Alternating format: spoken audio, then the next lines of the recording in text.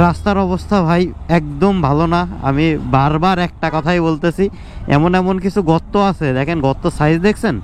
এই গর্তে যদি আপনি একবার পড়েন না, এখান থেকে পড়ে উঠবেন হচ্ছে একবারে হসপিটালের বেডে। এখন আমরা আছি হচ্ছে ব্রাহ্মণবাড়িয়া, আর যেই রকম পরিমাণে রোদ পড়তেছে আর দেখতেছেন তো ধুলোবালি উঠতেছে, কিছু সময় পরে মনে করেন যে দেখা যাবে এমনিতে উঠ ঘুরে বেড়াচ্ছে, তার কিছু সময় পরে মনে করেন আমরা আরবিতে কথাও শিখে যাব, ঠিক আছে? ইয়াল্লাহ হাবিবি।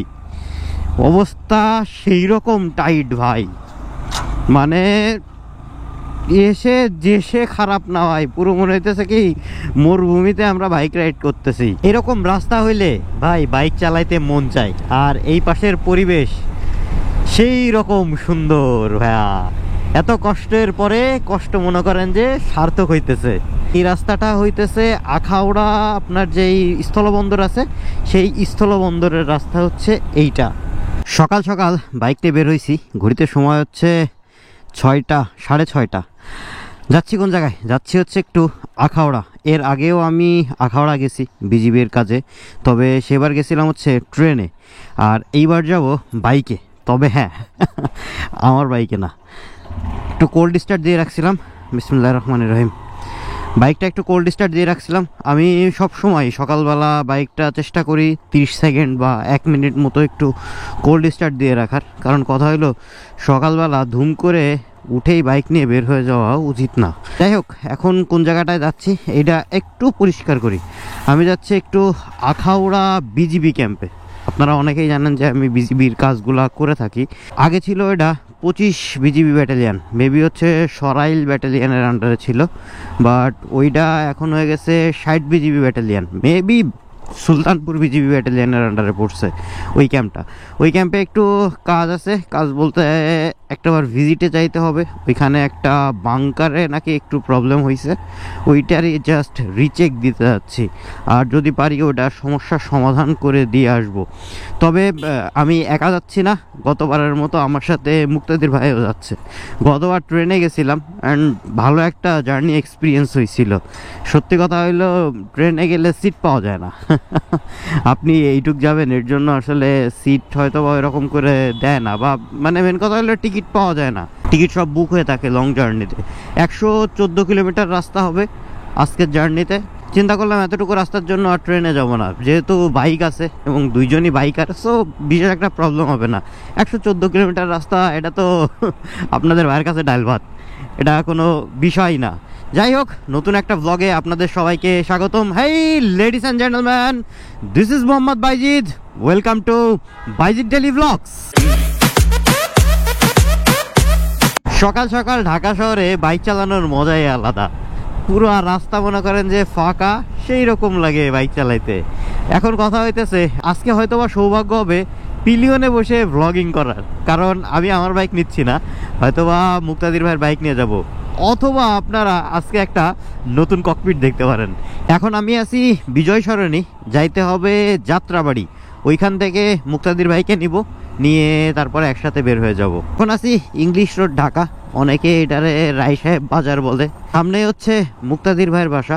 ঢাকা শহরে সকালবেলার একটা বিখ্যাত খাবার আছে, যেটা একমাত্র পুরান ঢাকার দিকে আসলেই দেখা যায়, বা 60 ফিটেও দু একটা জায়গায় আমি দেখছি। সেটা হচ্ছে ঠেলায় করে হালুয়া রুটি বিক্রি করে। আসলে রুটি তো না, ওইটা হচ্ছে পরোটা, মানে বেশ বড় সাইজের পরোটা। ওইটার এই ছিঁড়ে ছিঁড়ে আপনারা হালুয়ার সাথে দিবে। যাই হোক, এই জিনিসটা কী কী খাইছেন জানায়েন। আমার খুব ভালো লাগে, আমি মাঝে মাঝেই খাই। যদি সামনে পড়ে তাহলে মিস করি না। কেন বললাম, আমি একটু আশেপাশে খুঁজতেছিলাম যে ওই জিনিসটা পাওয়া যায় কিনা। যদি ওই জিনিসটা পাওয়া যায় তাহলে সকালের নাস্তাটা ওই জিনিসটা দিয়েই সারতাম। যাই হোক, যদি পাই তাহলে আপনাদের দেখাবো। ঘড়িতে সময় আছে 6:54। এখন দেখি মুক্তাদির ভাইরে নিয়ে কখন বের হওয়া যায়। জীবনের এই প্রথম আমার পিলিয়নে বসে ভ্লগ করার সুযোগ হচ্ছে। আমি এর আগে কখনো পিলিয়নে বসে ভ্লগ করি নাই, বা ভিডিও মানে ওই রকম ধারণ করি নাই কখনোই। যাই হোক, আজকে নতুন একটা এক্সপিরিয়েন্স হবে। আর সত্যি কথা হলো আজকের ভিডিওটা একটু লম্বা হইতে পারে, এটা একটু কনসিডার করতে হবে। এখন আসি হচ্ছে রূপগঞ্জ, নারায়ণগঞ্জ। আপনারা আখাউড়ায় ঢাকা থেকে দুইটা রাস্তাতে যাইতে পারেন। একটা হলো 300 ফিট হয়ে আপনাকে যাইতে হবে। আরেকটা হইলো যাত্রাবাড়ি হয়ে ডেমরা হয়ে ঢাকা সিলেট হাইওয়েতে আপনারা বের হবেন। 300 ফিট দিয়ে গেলে আপনাকে ব্রাহ্মণবাড়িয়া ঘুরে যাওয়া লাগবে, বাট এই দিক থেকে গেলে আপনাকে ব্রাহ্মণবাড়িয়ায় ঢোকা লাগবে না, আপনি ডিরেক্ট আখাউড়ায় চলে যাইতে পারবেন। এই হইতেছে দুইটা রাস্তার মধ্যে ডিফারেন্স। আর রাস্তা বিশেষ একটা দূরত্ব না, ওই প্রায় সিমিলার, 2-10 কিলোমিটার কম বেশি আর কি। আমরা হচ্ছে যাত্রাবাড়ি হয়ে ডেমরা হয়ে এই নারায়ণগঞ্জে উঠছি। তবে এই রাস্তায় কিন্তু প্রচুর পরিমাণে ভাই জ্যাম, কারণ হচ্ছে ইন্ডাস্ট্রিয়াল এরিয়া, যার কারণে একটু জ্যাম ট্যাম থাকবে, বিশেষ করে যে পাকিস্তানি মিলের এই আশেপাশের এই দিকে। আর একটা ছোট্ট ইনফরমেশন দিয়ে দিই, আপনারা যারা ডেমরা হয়ে আসবেন ঢাকার থেকে, তারা যদি 2500 হয়ে যাওয়ার চিন্তা করেন, তাহলে আপনাকে কিন্তু ছোট্ট একটা ফেরি পার হইতে হবে। তা না হইলে আপনি ব্রাহ্মণবাড়িয়া ঘুরে যাইতে পারেন। এটা হচ্ছে ভুলতা থেকে সোজা যেই ফ্লাইওভারটা উঠছে, ওই ফ্লাইওভার ধরে একদম সোজা বের হয়ে যাইতে পারেন, একদম মাধবদী যেয়ে পৌঁছাবেন। ওইখান থেকে আপনারা ব্রাহ্মণবাড়িয়া যান, ব্রাহ্মণবাড়িয়া থেকে আখাউড়া যান। এরপরও যদি না বোঝেন, অবশ্যই গুগল ম্যাপ চেক করেন, গুগল ম্যাপে সব কিছুই দেখানো আছে। আর তারপরেও না বুঝলে আমি তো আছি, কমেন্ট করেন। এখন আসি হচ্ছে 5 মোড়। এইখান থেকে সিলেটে যাইতে হইলে আমাদের যাওয়া লাগবে ডাইনে। আর একটা ইনফরমেশন দিয়ে দিই আপনাদের, মাধবদীর আগে বাইপাস রোড আছে বাম পাশে। আপনারা যদি সোজা চলে আসেন তাহলে কিন্তু মাধবদী শহরের মধ্যে চলে আসবেন। শহরের মধ্যে অল্প একটু জ্যাম আছে, ওই জ্যামটা পার করলে বাদবাকি রাস্তা ঠিক আছে। আমরা মাধবদী শহরের মধ্যে দিয়ে আসছি, কারণ বাইপাসের অবস্থা জানি না, যার কারণে আমরা বাইপাস দিয়ে ঢুকি নাই। এই ইনফরমেশনগুলো আমি শেয়ার করি কেন জানেন? যেন এই রোডে কেউ আসলে এই সমস্যাগুলো না হয়, মানুষ যেন সহজেই মনে করেন যে বুঝতে পারে। এখন আসি আমরা নরসিংদী শহরের ভিতরে। আর নরসিংদী শহরের ভিতরে কাজ চলতেছে, যার কারণে রাস্তাঘাটের অবস্থা বিশেষ একটা ভালো না। ওই পাশে পিছনেই দেখেন, এটা হইতেছে ইটের রাস্তা করছে, হয়তো এটা আপাতত সড়ক করছে, কিন্তু নরসিংদী শহরের মধ্যে এই কাজ চলার কারণে বেশ ভাঙাচোরা রাস্তাঘাট। আমরা হাইওয়ের পাশে একটা জায়গায় দাঁড়াইছিলাম এই জায়গায় চা খাওয়ার জন্য, বাট আমাদের লাক খারাপ, চা এখনও গরম হয়নি। আর এটা হইতেছে ভাইয়ের গাড়ি, এই যে মুক্তাদির ভাই, ভাইয়ের গাড়ি আছে FZ V3 FI ABS যেটা, এইটা। এখন চিন্তা করলাম যে ভাই গাড়ি এবার আমি চালাবো, আপনি মেলা সময় চালাইছেন, এবার আমি চালাই। আমি আগে কখনো FZ-এর এই ভার্সনটা চালাইনি। FZ-এর আগে তেমন একটা মনে হয় ভার্সন চালানো হয়েছে, বাদ বাকি কোনো ভার্সন চালানো হয়নি। যাই হোক, বিসমিল্লাহির রহমানির রহিম, দেখা যাক FI ABS। আর এই গাড়ির হচ্ছে আপনার ইঞ্জিন মেবি BS6, আমি যতদূর আর কি ধারণা আছে আর কি, ততদূর আমি বলতেছি। তবে ভালো লাগতেছে আসলে FZ গাড়িটা হইলো কি ভাই, আমি বলি হচ্ছে যদি মোটরসাইকেলের প্রাইভেট ভার্সন থাকে তাহলে হলো FZ হলো এই ভার্সনের মধ্যে একটা পড়ে। মানে চালায় মজা। আমি এত সময় পিলিয়ন ছিলাম, বেশ মজাই লাগতেছিল পিছনে বসে বসে। মানে একদম যে খারাপ ঠিক তা না, তবে সিটটা বাইরে বলবো যে আরেকটু নরম করার জন্যই, সিটটা একটু শক্ত, বাট বাদ বাকি বেশ মজা। মানে স্পেস দিয়ে বেশ সুন্দর লাগতেছিল। গাড়িটার সামনে হচ্ছে ABS সিস্টেম, তো সামনের ব্রেক চাপ দিতে আহামরি আর ভয় করার কোনো কারণ নাই। আচ্ছা, আর একটা জিনিস আমি বলি, ঢাকা সিলেট হাইওয়ে যেটা আছে, এটা আমার অন্যান্য হাইওয়ে থেকে বিশেষ একটা ভালো লাগে নাই। সত্যি কথা হইলো, আমি অন্যান্য যে হাইওয়েতে গেছি ওই হাইওয়ে থেকে মানে রাস্তার কোয়ালিটি একটু খারাপ, মানে নষ্ট হয়ে গেছে, এবড়ো থেবড়ো, গর্ত গাড়া দেখতেই পারতেছেন। মানে এরকম ঢেউ খেলানো রাস্তা হয়ে গেছে। বাইক চালানো একটু রিস্কি, তারপরেও মানে ঠিক আছে আর কি, বলা যায় যে চলে। তবে রাস্তাটা যদি আরেকটু প্রশস্ত হইতো তাইলে ভালো হইতো। যেহেতু এটা একটা মহাসড়ক, সেহেতু আপনার এই রাস্তাগুলো আরেকটু চড়া হওয়া ভালো। ঘড়িতে সময় যখন 9টা 25, তখন আমরা চলে আসছি মেঘনা ব্রিজের উপরে। আমার পদ্মা, মেঘনা, যমুনা সব ব্রিজে মারা হয়ে গেছে। আর পাশে দেখেন হার্ডিং ব্রিজের মতো একটা বানায় রাখছে, এটা মেবি হচ্ছে রেলের জন্য বানাইছে। আর এই ব্রিজটা মাশাআল্লাহ সুন্দর। মেঘনা নদীর উপরে এই সেতুটা, আমি জানি না এই সেতুর ওইভাবে নাম কি বলে, তবে আমি মেঘনা সেতুই বললাম, কারণ আমি মেঘনা সেতু হিসেবেই চিনি। সেতুর বিভিন্ন জায়গায় কাজ চলতেছে, যার কারণে একটু সাবধানে আসবেন, কারণ আমরা যেহেতু 2 চাকার বাহন, সেহেতু আমাদের ব্যালেন্সে একটু সমস্যা আছে, মানে আমরা ডিসব্যালেন্স বেশি হই, যার কারণে অবশ্যই একটু সাবধানে আসব। আর একটা বিষয় আপনাদের বলে দিই, মেঘনা সেতুতে বাইকের জন্য কোনোরূপ টোল দেওয়া লাগে না, ঠিক আছে। আর এখন আমরা ঢুকতেছি হচ্ছে ব্রাহ্মণবাড়িয়া জেলা পরিষদ।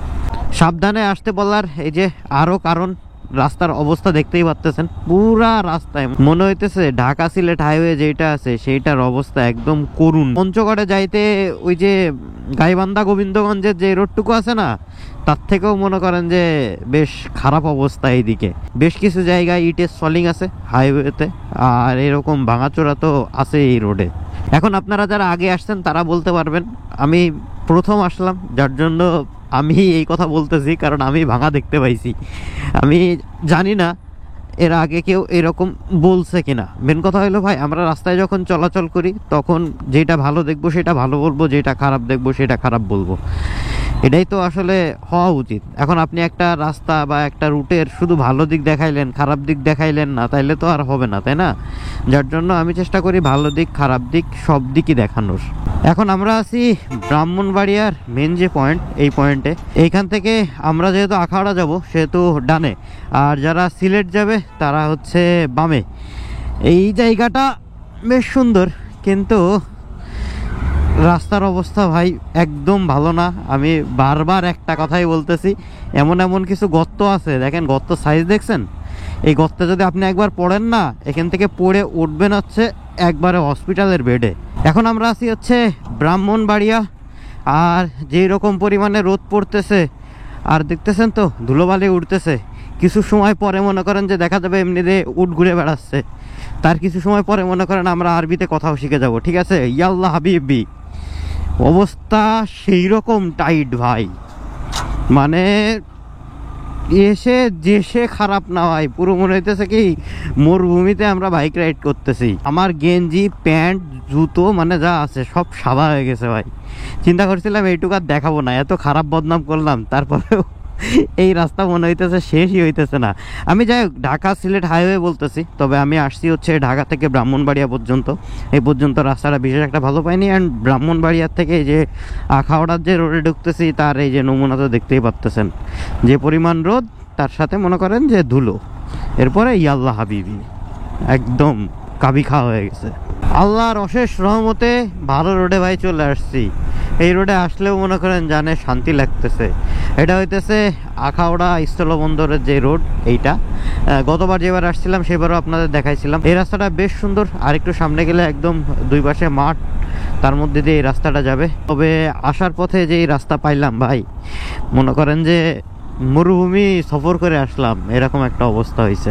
এরকম রাস্তা হইলে ভাই বাইক চালাইতে মন চায়, আর এই পাশের পরিবেশ সেই রকম সুন্দর ভাইয়া।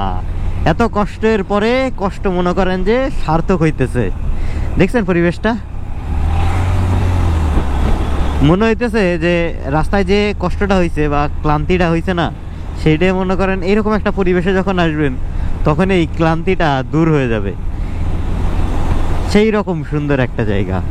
আবারও বলে দিচ্ছি, এই রাস্তাটা হইতেছে আখাউড়া আপনার যেই স্থলবন্দর আছে সেই স্থলবন্দরের রাস্তা হচ্ছে এইটা। বেশ সুন্দর একটা জায়গা, অ্যান্ড মারাত্মক লাগে। আমি এর আগেও একবার আসছিলাম, তবে এই রাস্তাটা আমরা সেইবার আপনার রিক্সায় করে গেছিলাম, অ্যান্ড রিক্সায় দাঁড়ায় আমি ভিডিও করছিলাম। এইটুক তো আমার মনেই আছে। যাই হোক, এখন আসি এই বাইকটা সম্পর্কে একটু কথা বলি। মেন কথা হইতেছে এই বাইকটা আমার কাছে খারাপ লাগে নাই, এই কথা আমি বলবো। এই বাইকটার কমফোর্ট, কন্ট্রোলিং, অ্যান্ড আমি মাইলেজের কথা ভাইয়ারে জিজ্ঞেস করলাম, ভাইয়া বললো যে ঢাকা সিটির মধ্যে ভাইয়া 40+ মাইলেজ পাই। 40+ যদি মাইলেজ পাই তাহলে আসলেই ভালো। তবে এই বাইকটার একটা ল্যাকিং দিক আছে, যেহেতু ভালো বলছি সেহেতু খারাপ দিকটাও বলা উচিত। এই বাইকটার ইনিশিয়াল পাওয়ার প্রচুর পরিমাণে কম ভাই। আমার গাড়ি ওভারটেকিং করতে যেয়ে প্রচুর পরিমাণে প্যারা খাইতে হয়েছে। আমরা যখন একটা গাড়ি বা একটা বাইক বা যে কোনো একটা কিছু ওভারটেকিং করতে যাই তখন কি করি, আমরা একটা গিয়ার কমায় এরপরে যে গাড়িটা টান দিই, তাই না? তাইলে হচ্ছে ভালো পাওয়ারটা পাওয়া যায়। বাট এই বাইকে একটা গিয়ার কমায় দিয়েও টান দিয়ে মনে হইতেছে না যে ওই পাওয়ারটা পাওয়া যাচ্ছে, মানে ওই কনফিডেন্সটা আমি পাচ্ছি না। এখন যারা হয়তো বা রেগুলার চালায় তারা হয়তো বা পায়, বা তাদের হয়তো বা অভ্যাস হয়ে গেছে। বাট আমি যদি প্রথম ইমপ্রেশনটা বলেন, এই দিকটা আমার কাছে বিরাট খারাপ লাগছে। কারণ হাইওয়েতে আপনি ওভারটেকিংয়ের সময় যদি না পান, পাওয়ার না পান, তখন হবে কি অপোজিট সাইড থেকে গাড়ি এসে আপনারা একদম ডলে দিয়ে থুয়ে যাবে। যার কারণে এই দিকটা আমার কাছে খুব ল্যাক লাগছে। বাট বাদ বাকি আলহামদুলিল্লাহ। আর আমার গাড়ির পাঞ্চ সুইচ আছে এই যে সামনের দিকে, আর এটার পাঞ্চ আছে এই জায়গায়। তবে পাঞ্চ সুইচে এই যে আমরা ধুমধাম করে পাঞ্চ মারি না, এটাই এতটাও মনে করেন যে কমফোর্ট না পাঞ্চ। আর সুইচ টুইচ সবই মোটামুটি ঠিকঠাক আছে। আমি শুধু ফার্স্ট ইমপ্রেশনটাই বলতেছি, আর গাড়ির লুকিং নিয়ে আমার কোনো কথা নাই। লুকিং হইতেছে যার যার কাছে, ওই যে কথা আছে না, কারো যদি তুমি ভালোবাসো সে কালো হইলেও কোনো সমস্যা নেই। এই জন্য লুক নিয়ে কোনো কথা নাই, লুক যার যেটা ভালো লাগে, এই লুকটা প্লাস কমফোর্ট। মেন কথা হচ্ছে ভাই বসে মনে হতেছে যে প্রাইভেটের উপরে বসে আছি, মানে প্রাইভেটের সিটে বসলে যেরকম মানে লাগে না, একদম সেরকম মাখন। আর গাড়ির মনে করেন যে কন্ট্রোলিংটাও মারাত্মক। তবে হ্যাঁ, এর যে ব্রেক লিভার যেটা আছে, ব্রেক লিভারটা বেশ ভিতরে।